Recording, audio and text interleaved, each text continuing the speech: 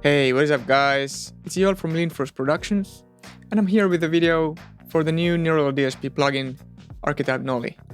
So this video is the first in a series of product reviews and demos that I'm gonna do more in the future. And I hope you find these videos useful, inspiring, or even fun.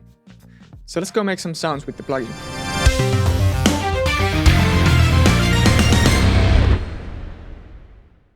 So we're here in Cubase, and I have a total of 2 demos for you. The first of which will feature 3 of the 4 amplifiers that are in the NeuralDSP Archetype Nolly plugin. I'm gonna play the demo for you, and then we're gonna hop on into the plugin and see the individual patches that I made for this track. So let's hear it.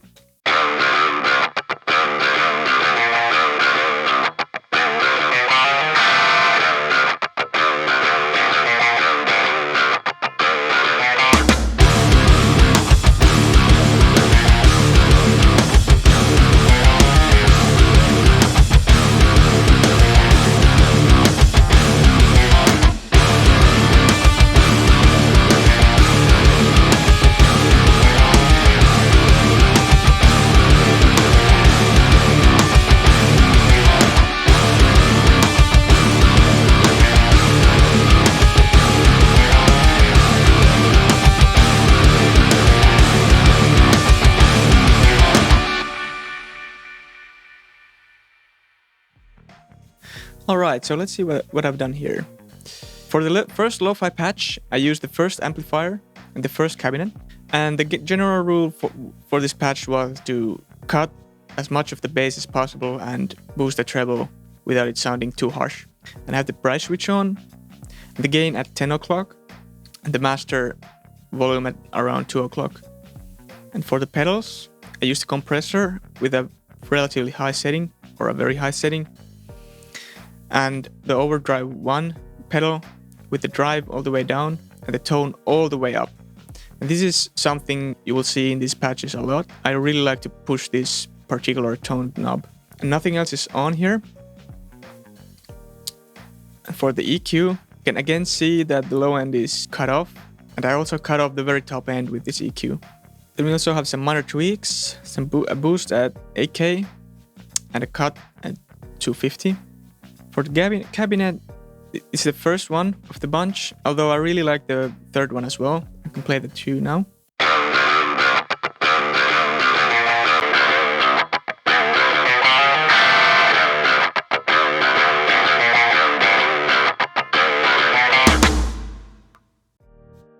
The main difference being that the third one would need some post-processing to get all the resonances out, so I opted for the first one. And the position, this might not be the default position, but it's not far off, and it doesn't really matter in this case. And for the after effects, I don't have anything on. So that's the first tone. Let's go and see the second one. So for the second tone, I used the second amplifier and the second cabinet, which is for the heavy tones. I really like the second cabinet a lot. And in the pedal section, we can see a similar setup to the first tone, although with a little less compression. And actually with this amplifier, I don't really like pushing the tone up too much, so it's a noon. And the overdrive is here just to tighten out the low end a little bit. And at the amp section, we have the bright switch on again. The gain is a little over noon. The master is at 7. There's not much to see here. This is just a really driven tone with this amplifier that I thought worked really well with this track. I have the depth quite high to give it that low end rumble, but everything else is just tweaked to taste, really. The EQ section, we have a little cut at 65 Hz to tighten up the low end even more, a little cut at 500 Hz, a boost at 8K, and just a small boost at 4K. The cabinet section, I have the dynamic 57, and again almost a default position, and blended in with a customizer from Talent, although I really think that the ribbon 160 worked here as well. And again, no post effects. And here's the tone, soloed.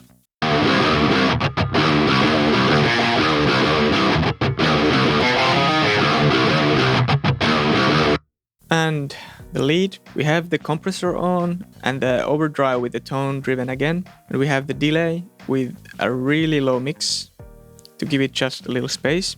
And I'm using the fourth amplifier in the bunch, and the first cabinet. And yeah, it's just a really basic lead tone. Bass is cut off, the gain is pretty driven already. This master knob in this fourth amplifier is really something else. I can show you how it affects when I boost it and cut it.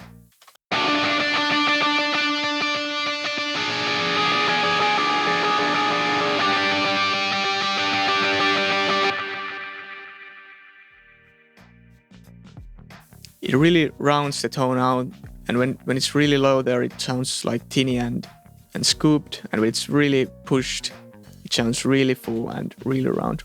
I really like it. The EQ section, we have a boost at 250, a cut at 500, boost at 4K and 8K. That's it. Cabinet, I used the Dynamic 57 and the Dynamic 421. The 57 is almost the default position, but with the 421, I tried to go for a more roomy sound. So I took the distance away from the cone and put it more off axis at around 0.7. And they're at the same volume level here. And I can show you how the distance affects the tone. It's pretty subtle though.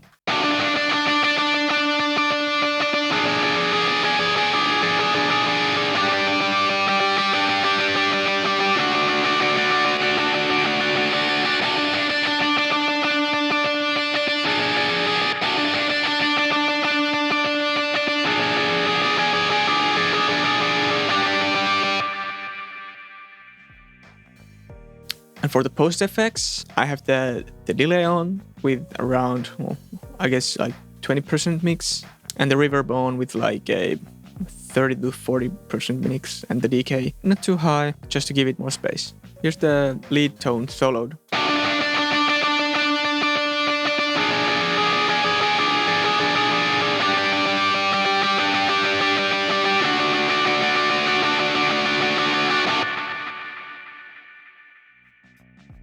Alright, so let's move on to the next demo. Alright, so I'm gonna play a part from one of my new tracks that's gonna be on my new album called Dread and Clutter. And I think that's a testament to this plugin, is that I was already really set on the guitar tone for this album from my Axe-FX. Granted, it's still the same amp, or a model of the same amp, the 5150, but still, that's not something I really often do, especially when I've already almost mixed the whole album. So let's hear this short clip from the song, and let's take a look at the tone.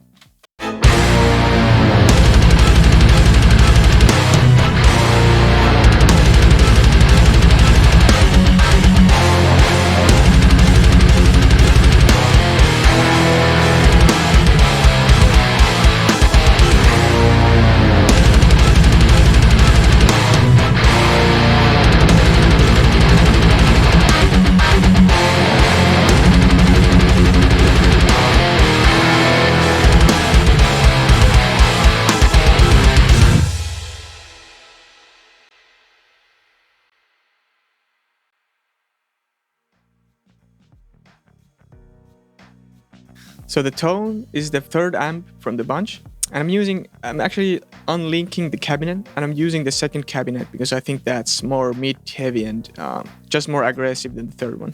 Let's start from the pedals. And here we have the compressor on at around noon.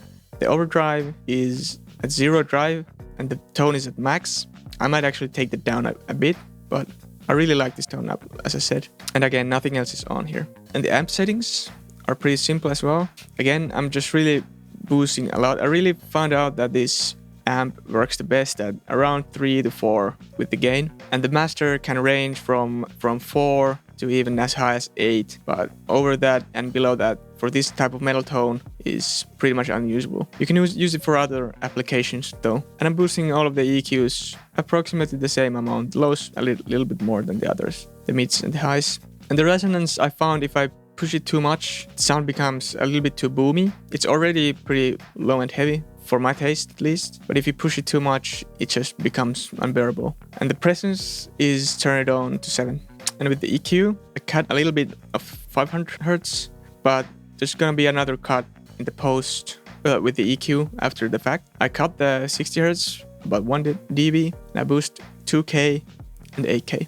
And for the cabinet, I mostly use the second cabinet here, but I also have a little bit of the Carl amp blended in. I really think that balances things out a little bit. And I really think that NeuralDSP should include a blend function with these cabinets, since they all sound amazing. And I'd really love to hear how the second and the third cabinet sound together. And no post effects, as one would imagine for a tone like this. So let's take just a little look at the post effects. I only have the FabFilter Pro Q3 on. I'm using the old EQ settings. I just turned the mix knob down to make it more subtle. Part of these cuts are just to make it fit in the mix better, not so much to make the tone itself better, but I'll go through them.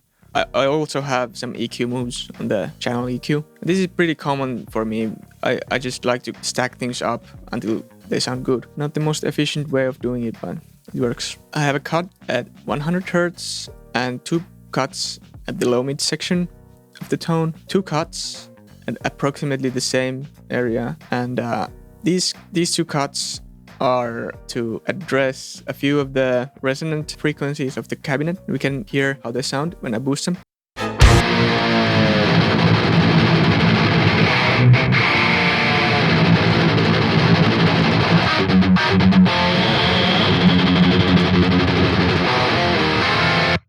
So you want to cut those out, and then I have a boost. This is something I like to do just above where it starts to roll off. I like to give it a little kick.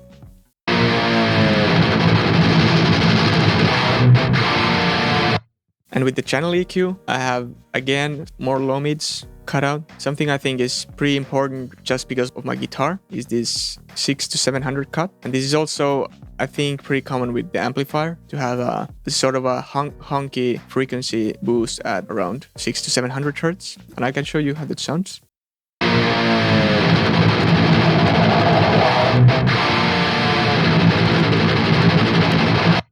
So just get rid of that. And then just a little top end boost that I think is not really doing anything. And also a low end boost. This might actually be.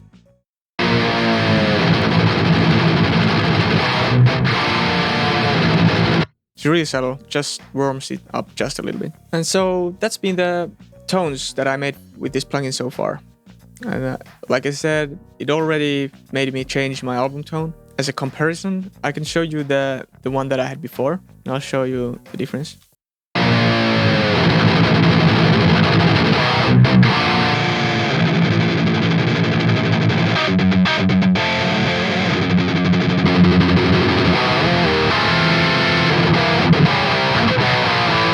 The new one is just more chunky, and I think the top end sounds fantastic on it. That's been it. That's the 4 tones that I've done with the NeuralDSP Archetype Nolly plugin. And I hope to see you around for the future videos.